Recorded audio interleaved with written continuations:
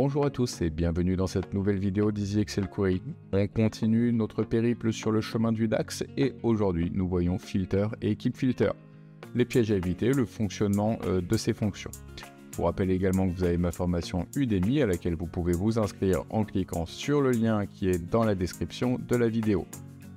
Je vous rappelle également que si vous aimez mes vidéos, n'hésitez pas à les liker, à vous abonner, à cliquer sur la petite cloche, ça serait super sympa. Allez, assez parlé, on part directement sur Power BI et on regarde cette fonction. Alors, nous voilà dans notre Power BI tel que nous l'avions laissé lors de notre vidéo précédente, la numéro 5, où nous avions vu la fonction All et All Selected. Aujourd'hui, on part donc sur la fonction Filter et Keep Filter. Donc, commençons par la fonction Filter. La fonction filter est une fonction qui va me permettre de me renvoyer une table filtrée. Alors dit comme ça, on a un peu l'impression que c'est un gros mot. Je vais juste vous montrer ce que ça veut dire. Je vais dans ma partie DAX ici qui me permet d'évaluer des expressions.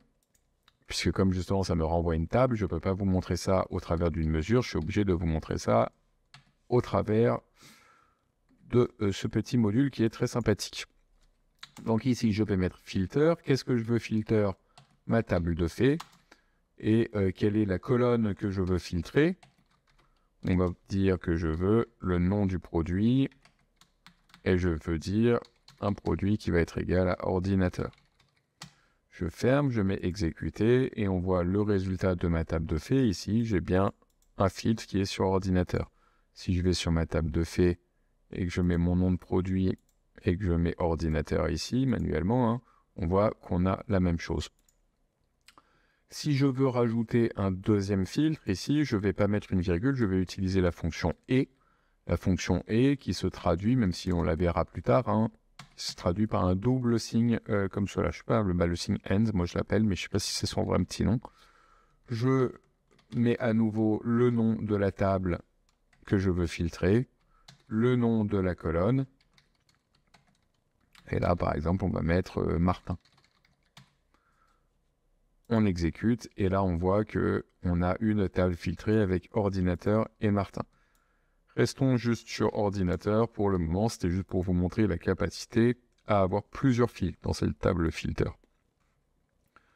Si je repars du coup ici et que je veux faire une mesure all, une mesure filter, je vais aller dans mes mesures, je fais nouvelle mesure et c'est parti. On va taper la mesure numéro 22 qui va être filter et qui va donc être ma table de faits, qui va d'abord être, calculate. Qu'est-ce que je veux calculer? Je veux calculer, comme d'habitude, la somme de mon chiffre d'affaires. Et là, la dernière fois, on avait fait donc avec calculate. Là, cette fois, je veux qu'il me renvoie uniquement une valeur pour ordinateur. Donc, je vais utiliser filter. Donc, comme on vient juste de le voir à l'instant, on veut filter la table de faits. La colonne, ça va être nom de produit, qui va être égal à ordinateur. Je mets OK. Et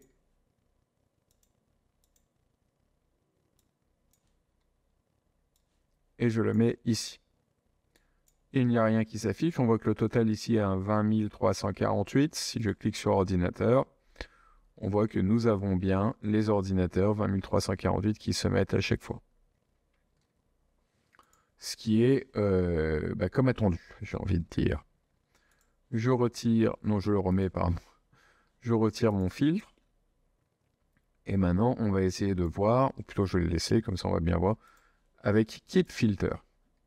Alors, je vais reprendre ça. Keep Filter, ça va être en gros la même chose que Filter. Vous allez avoir exactement le même comportement, sauf qu'il va agir en cumulé. C'est-à-dire qu'il va prendre en compte le contexte de filtre que vous allez taper à droite à gauche.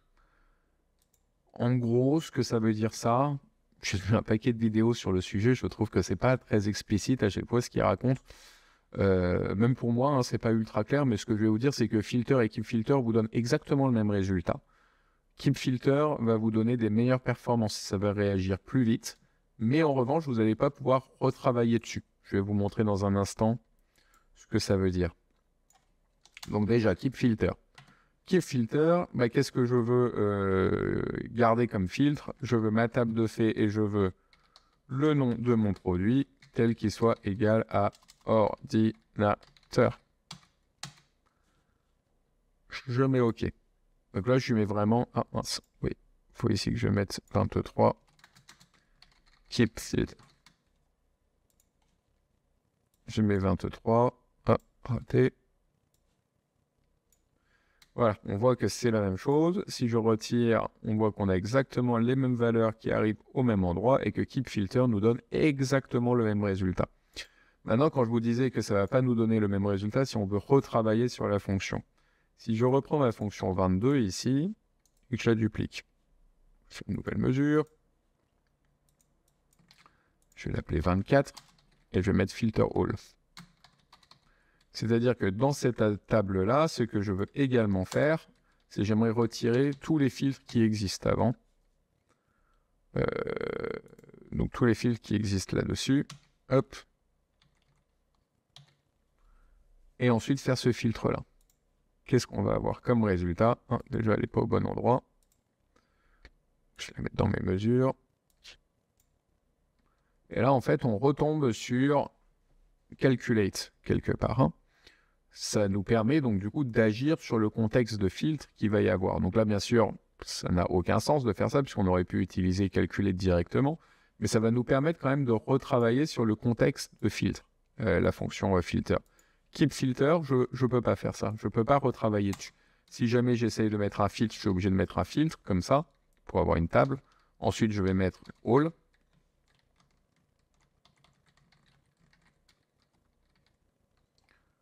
Là, je pense que je suis pas mal.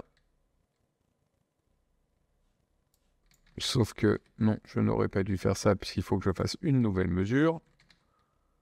On va mettre 25. Keep filter all. Hop. Et voyons voir. Et bien, ça ne donne rien du tout. Si je vais sur ordinateur, ça nous donne exactement le même résultat. C'est-à-dire qu'on voit qu'avec Keep Filter, étant donné que les filtres sont cumulatifs et qu'il va forcer à conserver le contexte de filtre, puisqu'on dit on garde les filtres qui sont appliqués dans ce visuel. Donc même si on lui dit All, comme par-dessus, on lui dit non, en fait, tu conserves tous les filtres, forcément, il va conserver tous les filtres, il fait ce qu'on lui demande.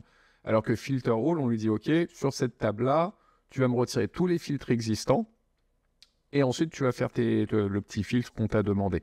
Donc, retire tout ce qu'il y a et tu me filtres là-dessus. Donc, ça nous permet vraiment de retravailler sur cette fonction-là. Donc, si vous n'avez pas besoin de faire des fonctions complexes, utilisez systématiquement Keep Filter, parce qu'en termes de performance, c'est beaucoup plus simple pour Power BI. Il va fonctionner de manière beaucoup plus fluide. Filter va vraiment examiner ligne par ligne l'ensemble du contexte en fait, et ça va ralentir un petit peu le modèle, surtout si vous avez des gros datasets. Voilà. Je sais pas quoi vous dire de plus, ça me semble plutôt pas mal pour aujourd'hui.